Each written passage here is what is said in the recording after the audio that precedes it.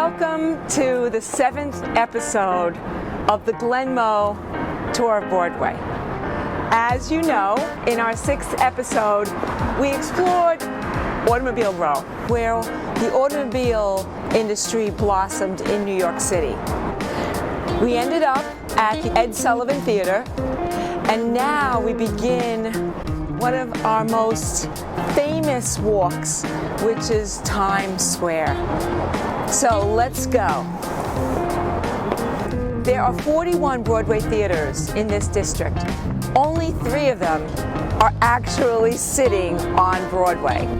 One of them is the Broadway Theater. B.S. Moss Colony was its original name, and it opened as a film house. One of its early movies was the premiere of Steamboat Willie in 1928 and introduced us to Mickey Mouse. As this skyscraper was built above this theater, a sheath of polished granite covered the Broadway Theater. The landmark interior is still a beautiful Italian Renaissance. Our tour is being captured in a unique time in history. During the 2020 pandemic, all of the theaters, all of the entertainment houses are closed. Broadway theaters are defined by how many seats they have. A theater with 1 to 99 seats is considered off-Broadway, even if it is physically on Broadway. 100 to 499 seats is considered an off-Broadway theater, and 500 seats or more is what qualifies a theater to be called a Broadway theater and eligible to be entered into the Tony Awards. The off-Broadway and off-Broadway theaters are able to work with much lower budgets. The unions have more lenient rates and will work at different levels of pay in order to accommodate this theater entertainment system. This neighborhood was originally the center of the horse and carriage industry. In time, this whole area became an area for entertainment. This theater, our second of our Broadway theaters, is called the Winter Garden Theater.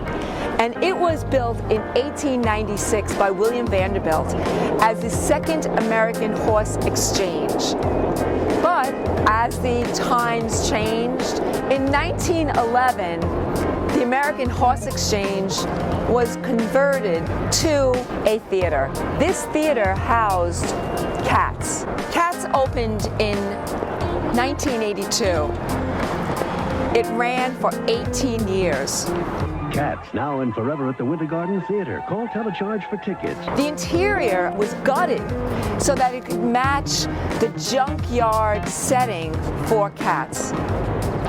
After the show closed, after 7,400 performances, Francesca Russo, the architect, supervised its restoration to bring it back to its 1920 setting.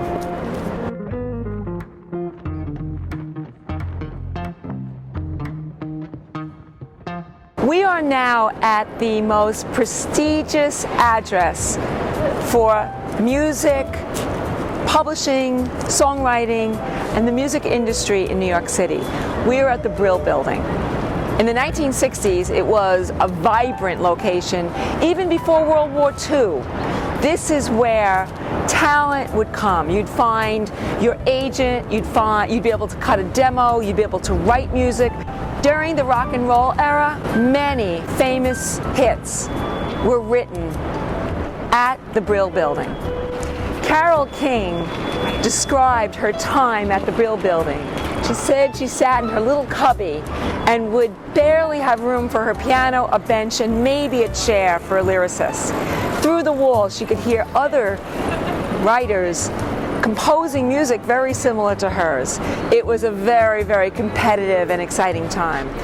Neil Sedaka, Burt Bacharach, Neil Diamond, Paul Simon wrote and even recorded some of their own hits here at the Brill Building.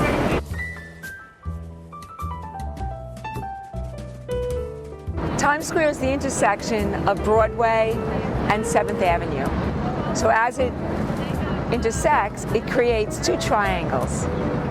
We are on the northern triangle, which is called Duffy Square. During World War I, there was an army chaplain who was the most decorated cleric in American history, Father Duffy. He also was the pastor of Holy Cross right on 42nd Street in Hell's Kitchen.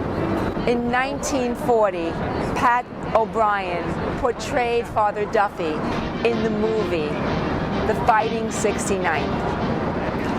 He is honored here in Times Square, in Duffy Square. In the 1960s and the 1970s, crime in this area worsened. Less shows were being produced.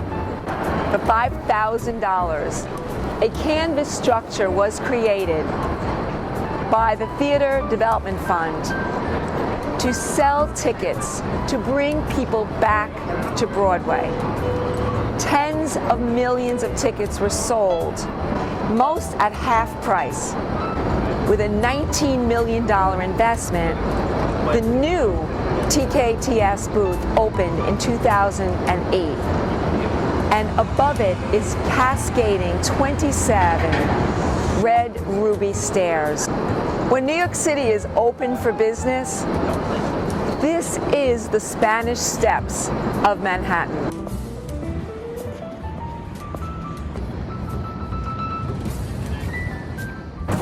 The Palace Theater is landmarked.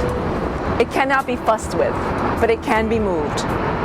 So, as you can see behind me, this was the location of the original Palace Theater. In order to build this amazing renovation, the developers are planning on moving the entire theater and stage 3 stories up so that it will become part of the new renovation.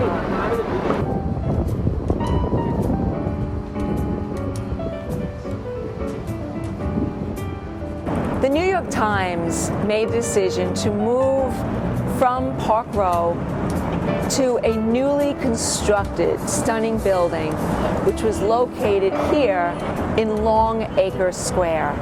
Adolph Ochs negotiated with Mayor McClellan to rename this area Times Square.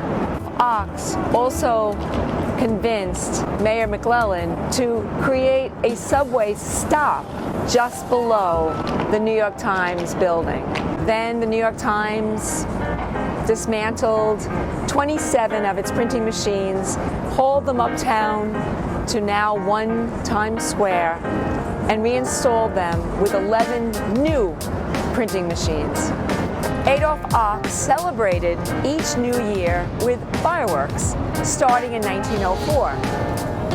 Then, by 1907, the New York Times sponsors the New Year's Eve ball dropping.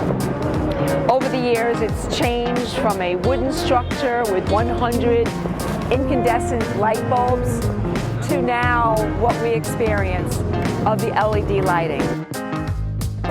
The Times Square was in its heyday before World War I. The Depression hit it hard, and it became an area of honky-tonk, crime, prostitution, drugs, peep shows, and although there was always theater, it was an unsafe area. The plan was to find a way to renovate the entire area. One of the strategies was to start at the edges and to begin to heal 42nd Street, moving inward.